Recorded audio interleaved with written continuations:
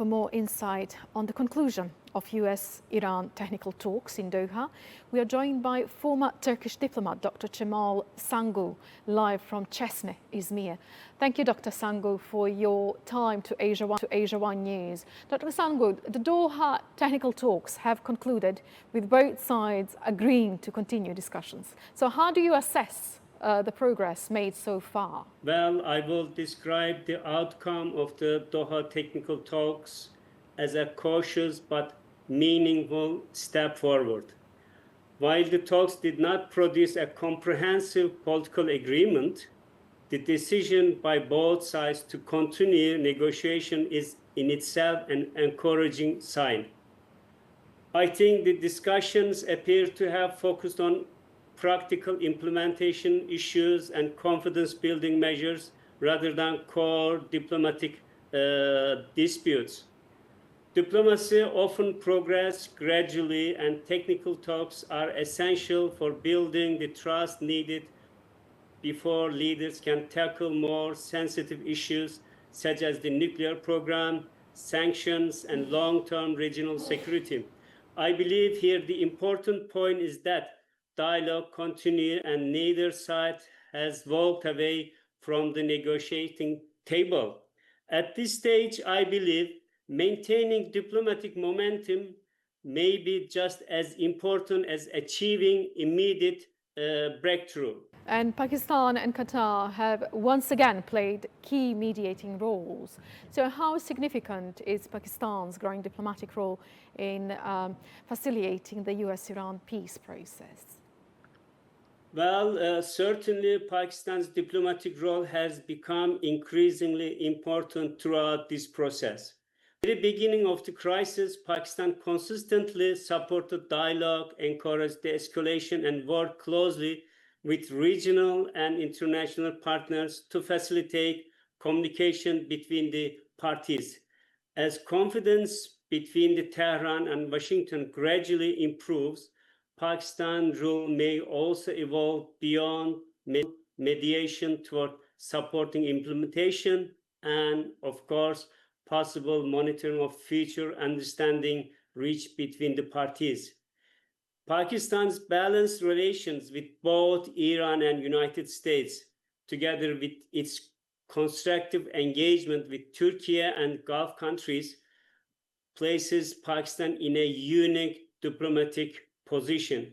I think this reflects Pakistan's emergence as a credible regional facilitator committed to dialogue, stability, and peaceful conflict resolution.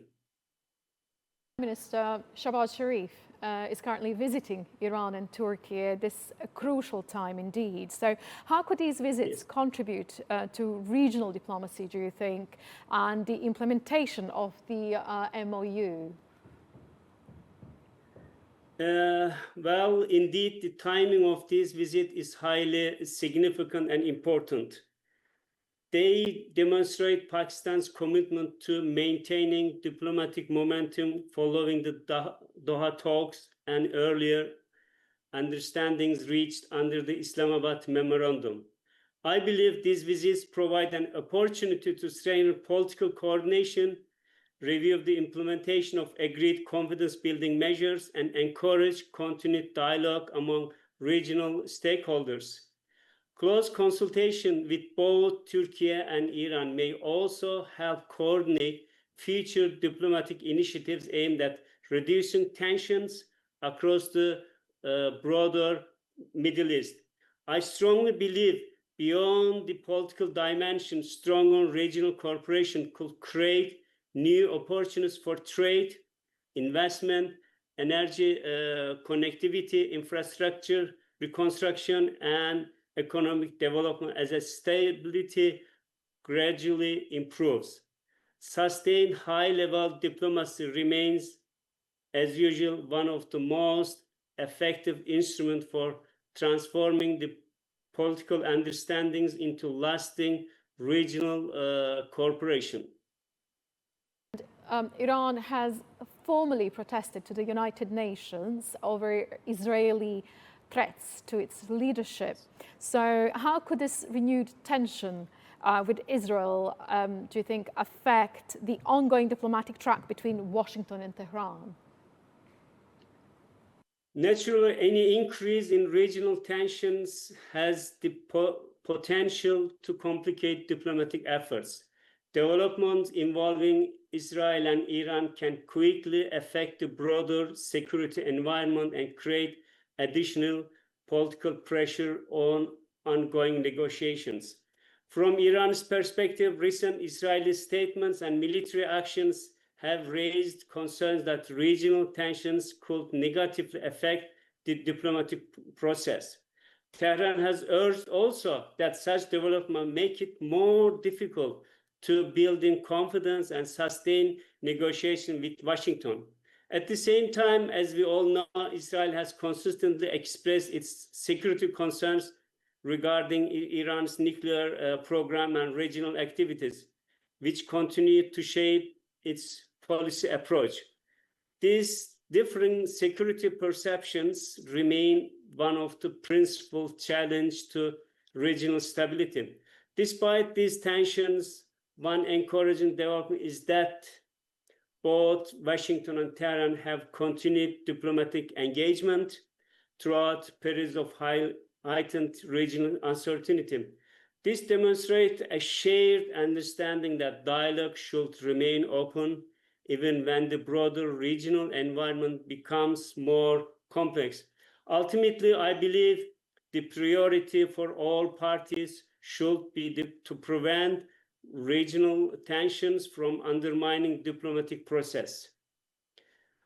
A durable and sustainable peace can only be achieved through continued dialogue, mutual restraint, confidence-building measures, and of course, respect for international diplomacy rather than further escalation. Looking ahead, so what do you think are the biggest diplomatic and political challenges before the next round of US-Iran talks? And can these, do you think, produce a lasting agreement? Well, I think the most difficult issues still lie ahead. While the recent technical talks have helped maintain diplomatic momentum, as I mentioned earlier, a lasting agreement will require progress on several complex political and security questions.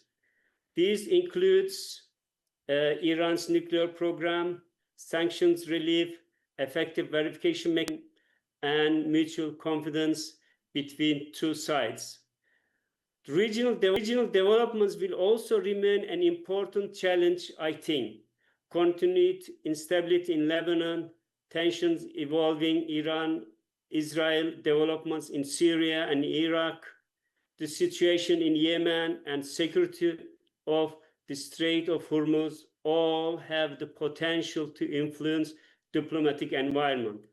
Any serious escalation in these areas could complicate ongoing negotiations and slow the implementation of future agreements. Additionally, I think political dynamics within both United States and Iran will continue to shape the pace of diplomacy. Sustaining political commitment over time is often just as challenging as reaching an agreement itself. Nevertheless, the encouraging aspect is that recent diplomatic efforts, including the Islamabad Memorandum, Lucerne Summit, and the Doha technical talks, have established a framework that both sides appear willing to preserve. I believe if the parties can continue building confidence, effectively implement their commitments, and prevent regional crises from derailing diplomacy, the prospect for a durable agreement will become significantly stronger, I believe. Thank you, Dr. Sangu, for your time.